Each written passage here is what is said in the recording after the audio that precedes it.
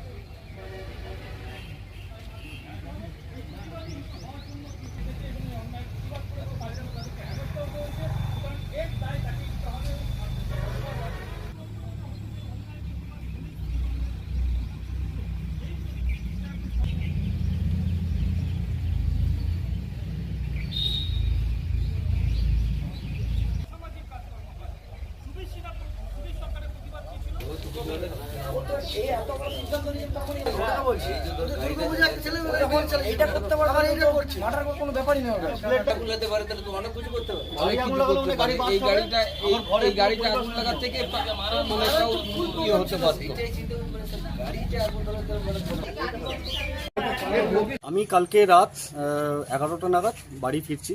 তো ফেরার সময় দেখছি আমার বাড়ির সংলগ্ন যে পার্ক রয়েছে সে পার্কের মধ্যে মদ খেয়ে 7-8 জন যুবক অকথ্য ভাষায় গালিগালা এবং তাদের মধ্যে হাই উল্লাস করছে, অশ্লীল ভাষায় হাই উল্লাস করছে।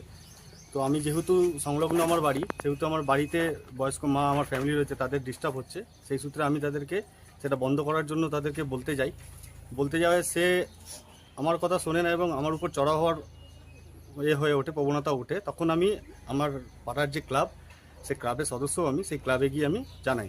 ক্লাবে জানানোতে ক্লাবের 2 ভাই তখন উপস্থিত ছিল ক্লাবে, তারা এসে আমরা একসঙ্গে মিলিত হয়ে তাদেরকে বন্ধ করার জন্য বলি যে এইসবগুলো এখানে করা যাবে না। কিন্তু তারাও সেই সময় উল্টো আমাদের উপর চড়া হতে শুরু করে এবং একটা মারপিটের একটা প্রবণতা সৃষ্টি হয় এবং তখন আমাদের আশেপাশের ভাইয়েরা সব এসে একটা মারপিট ঝুটঝামেলা সৃষ্টি হয় এবং কিছুক্ষণের মধ্যে তারপরেই পুলিশ আসে।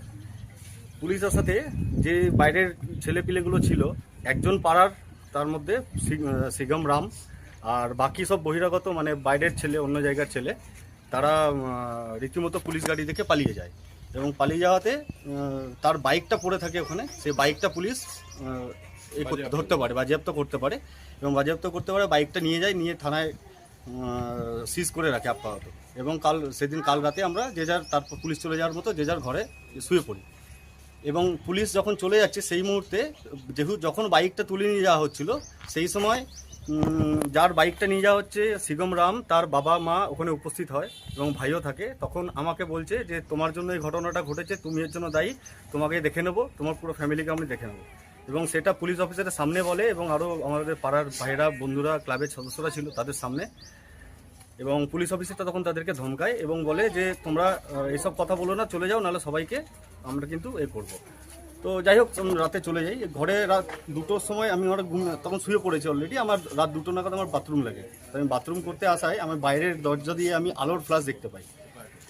রাত তখন 2টো বাজে। আমি কী হলো, এরকম রাতে এরকম একটা ফ্ল্যাশ কেন হচ্ছে? তখন আমি বাইরে বেরিয়ে দেখছি 2-3 জন পালিয়ে চলে গেল। তার মধ্যে একজনকে আমি চিনতে পেরেছি, সিগম, আর 2-3 জন ছিল অন্ধকারের ব্যাপার। তো দেখছি আমার গাড়িটা আগুন জ্বলছে। তো যেহেতু ওই সময় আমি দেখতে